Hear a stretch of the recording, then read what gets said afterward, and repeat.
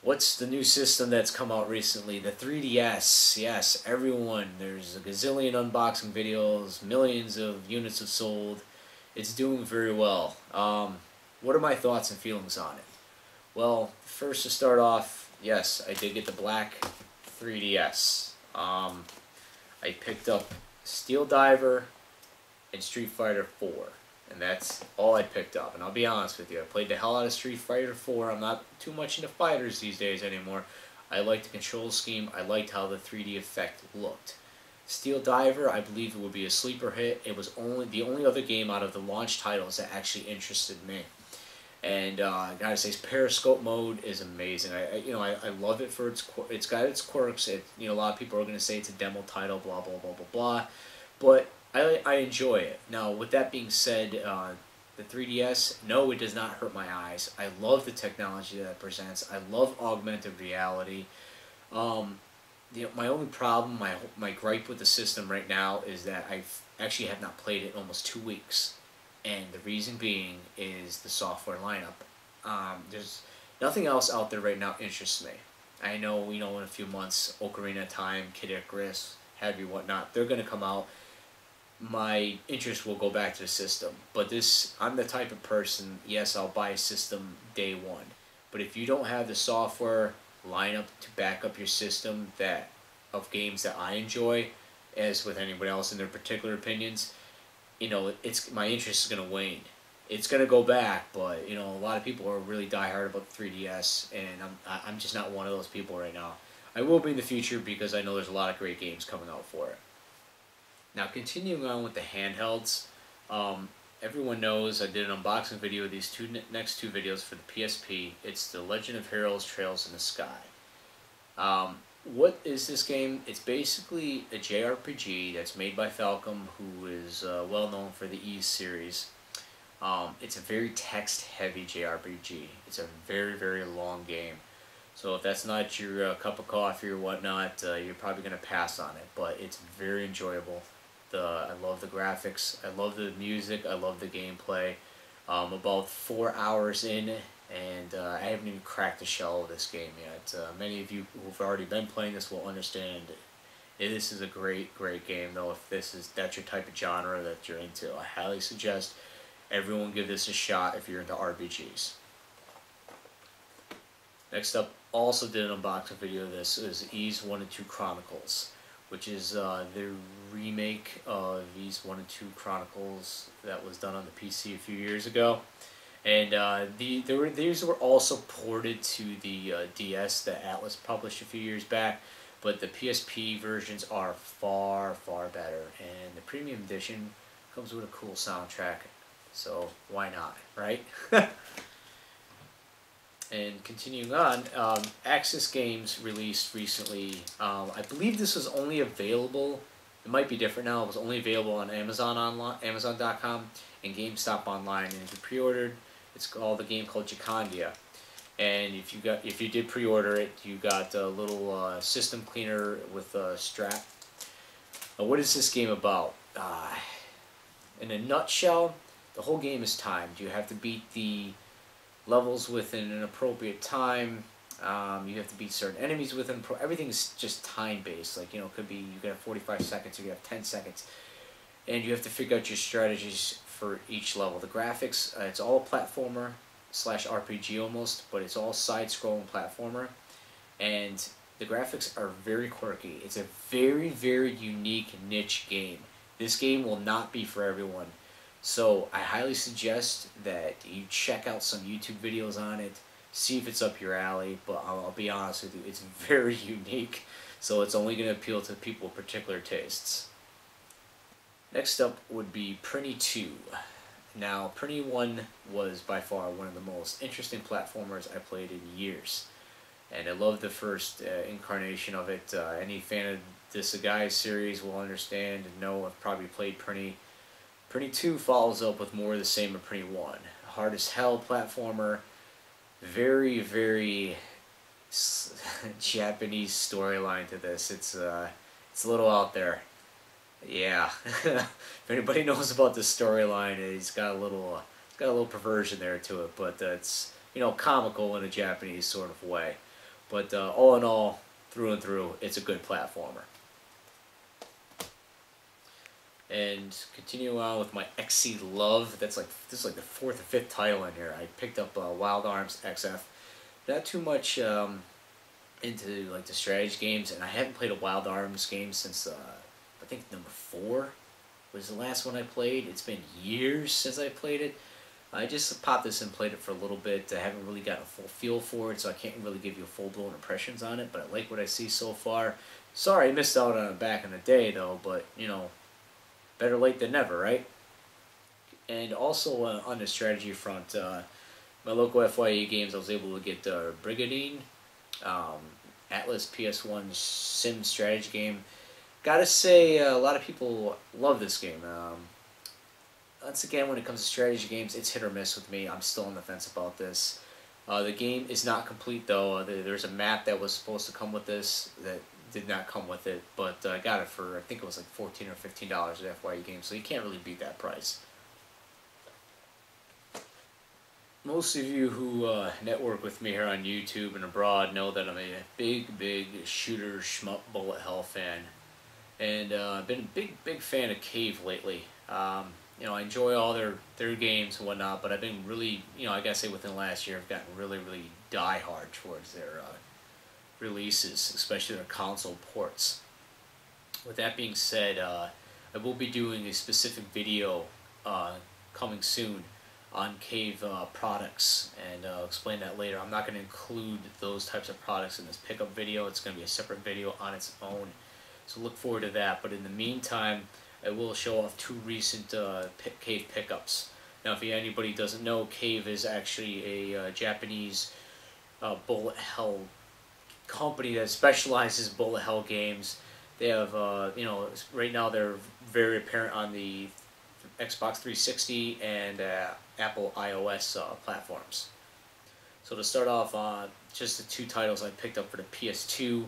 I got the original ESP Galuda, and I picked this up from a fellow YouTuber that many of you used to know as Retrocalypse. Yes, he's still alive. He's still very active on Facebook, so, you know, I keep in contact with him still, and he's sold this off to me for what I felt was a decent price, but that will remain between the 2 of us. But yes, the original ESP Galuda. The sequel is actually there's a region-free. The sequel is actually region-free on Xbox 360 for anybody who's interested, and the sequel is also available on Apple iOS platform. And next up would be Dodonpachi Daiojo. I'm terrible at pronouncing Japanese, but yeah, I think that's how it's pronounced. But if it's not, I'm sure I'll be getting a lot of comments on it. But yeah, so I was able to snag this off of eBay. And the next 3 titles that I'll get into, I just recently picked up, and they're still sealed. I really haven't had a chance to crack into them. But the only Wii game that I've picked up in recent months is Hudson Soft's Lost in Shadow. And with that being said, rest in peace, Hudson, because now Konami owns you. But yeah, very good looking platformer. From what I hear, it's very long though. So it's kind of you know, hopefully I'll have the time, along with a couple other games I've shown off, to get into soon and crack into it, see what it's like. Also, on many recommendations from close personal friends of mine, Darksiders. I picked this up at brand new FYE Games. I think I paid just around $5 for it. So you know, eventually I'll crack this open and put into it. I actually watched a good friend of mine play through most of this game, and I was very intrigued by it. So hopefully I'll get the chance soon. Also, next up, we just recently purchased was the Fist of the North Star, and I gotta say, I like what I see on the brawler side of it, and the music just sounds incredible. But you know, that's off of YouTube videos and etc. So hopefully soon I'll be able to crack into this as well. Now we're gonna go back to my cave fetish, we'll say. Recently released on the 360 region free would be Pink Sweets and Moochie Moochie Pork. This is the limited edition. What the limited edition entails is basically just the 2 games and the soundtrack for both games, an arranged soundtrack. Now these ports to the 360 are straight up arcade ports. There's no 360 redone, there's no HD remix, anything like that. With that being said, I have to say, Mochi Mochi Pork is a very, very interesting game, a very interesting shooter. I love the aspects of it, I love the bosses, just the play mechanics of it. It's pretty neat. Pink Sweets, I have to say, is probably the most terrible, the worst, maybe, port, because I've never played the arcade version, but on this particular port, Pink Sweets has got to be the worst cave game I've ever played. I think it handles terribly. I've noticed that there's some lag on it. I really tried to enjoy it. It's a follow-up to Ibarra, which had a console release on PlayStation 2, and in my opinion, you know, I'm sorry, I just don't like Pink Sweets, but that's just me. Moving on, I did pick up Marvel vs. Capcom 3. This was the GameStop pre-order, like the Wolverine or Ryu move list or whatever, and the limited edition, which came with the the art book and what else was in there, steel case and whatnot. What do I think about Marvel vs. Capcom 3? Like I said, I'm not a big fighter fan these days. Like even though I did get Street Fighter 4. I gotta say I like 1 and 2 better. It's just a mess. It's the best way to put it. Just chaos all over the place. So I probably won't be putting too much more time to this. It's just a pick up and play when people are over, and that's about it. And the final game pickup is also another import, but it's a region-free title called Bullet Soul. And this was put out by 5PB, I think is the company's name. It has a pretty good soundtrack, and I gotta say, overall, this shooter is pretty damn good. It's not your best, it's not your worst, but it's above the average pack is the best way I can explain it. You definitely should check it out. There's been a nice little trend lately for like myself, any shmup fan. The 360 seems to be the place to be, and a lot of these titles are getting the region-free treatment. The ones that are not, though, unfortunately, you have to go get yourself a Japanese 360 to play them, which is a shame, since literally there was I think 3 of them in the last month that were region-free that were released, which is pretty much unheard of. But yeah, so definitely any shooter fan out there who hasn't heard of Bullet Soul, it's region-free. Check it out. With the release of the newest Final Fantasy Dissidia out in Japan, and I'm pretty sure they'll eventually make it over to North America and Europe and abroad, they released their Play Arts figures. Well, everyone out there knows that I'm a big fan of Final Fantasy VI or Final Fantasy III on the Super Nintendo here in the States. Their Play Arts figures released, Square Enix released, that glare is pretty terrible, but a Terra Tina Branford figure. Yeah, and I just have to say off the top of my head, I think there was 5 or 4 all released together. Fans of Final Fantasy IV, there was a Cecil figure released, so a couple of you'll be pretty stoked about that. But yeah, this is amazing.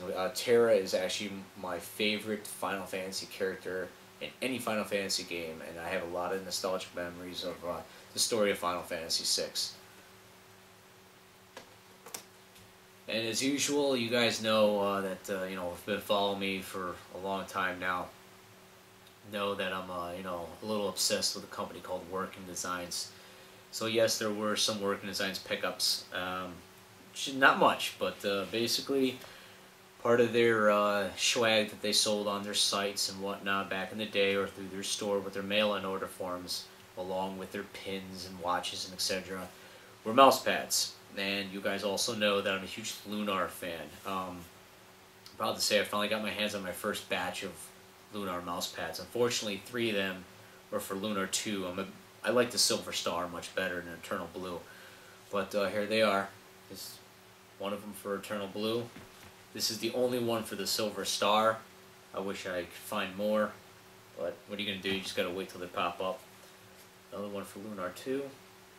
And the final one. So that's it, guys, for this recent pickup video. Hopefully I didn't drone on too long for most of you guys, but thanks for watching. Take care and game on.